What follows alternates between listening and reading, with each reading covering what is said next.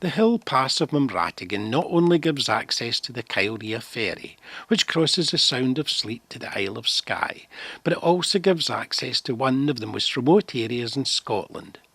But first we arrive at the quiet little village of Glenelg. A narrow main street leads on to a few more modern houses spread around the curving banks of the Sound of Sleat. A little side road leads a couple of miles up a small glen to the site of the two best preserved brochs on the mainland. We stopped at Dintrodden, which sits just above the narrow single-track road. It's the smaller of the two. These impressive Iron Age structures are in an excellent condition considering their age and the fact that they're pretty much assembled by a type of dry stone diking. They are a testimony to their builders. These circular relics have a double curtain wall enclosing the passages and staircases which run between them. The brochs are twin-walled with a single doorway leading to a large open area with an entrance leading to the passages between the curtain walls. Parts of the stairways still exist, giving access to the upper levels.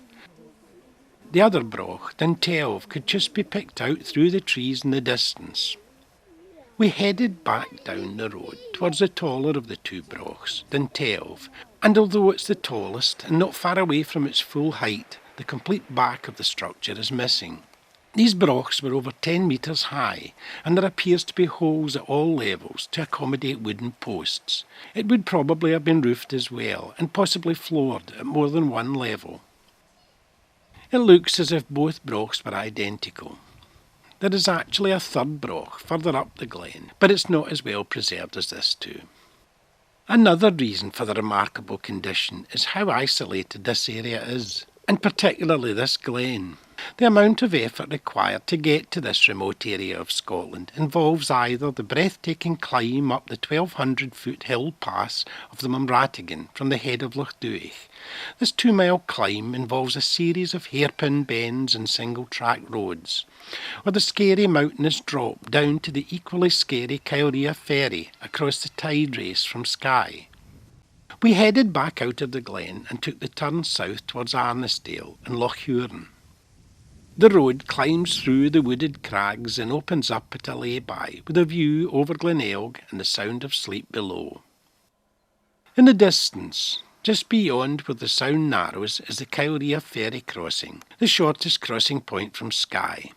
Blavan and the Cullen Mountains can be picked out to the north as a high-level single-track road continues south.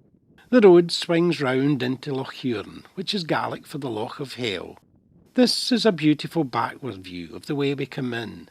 Again, the Cullens are visible in the distance beyond the craggy shoreline. Down below us is Arnisdale, which actually applies to the whole area. The village below is the larger and tranquil village of Camaspain, but it still appears in most maps as Arnisdale. The single-track road that tumbles into the village is almost vertical, and I was petrified that I would meet another car on the road, especially on the way back up. Camaspain is a line of cottages hugging the shore of a shingly bay. About half a mile along the road we arrive at the little whitewashed, laid-back hamlet of Corran, where deer often move about the village freely. We parked the car at a small car park at the end of the road and crossed the bridge into the village. There are two major routes through the village, the main street and this path along the river bank.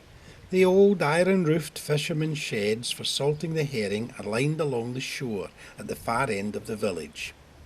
Over 100 years ago, this was a small fishing community. The mail was delivered by boat. Groceries and provisions were also delivered by boat on Tuesdays from Mallig, and a coal boat would call here once a year. We walked through the main street, where stags can often be encountered. At the end of the street is a B&B, and alongside it is a famous tea hut where you can get a warm cup of coffee on a cold day. The oppressive Knoydart Mountains loom dramatically overhead at the far side of the loch. In a field at the outskirts of the village we noticed a herd of deer lazing about. This attractive little hamlet has a timeless quality, and I feel as if I have only scratched the surface.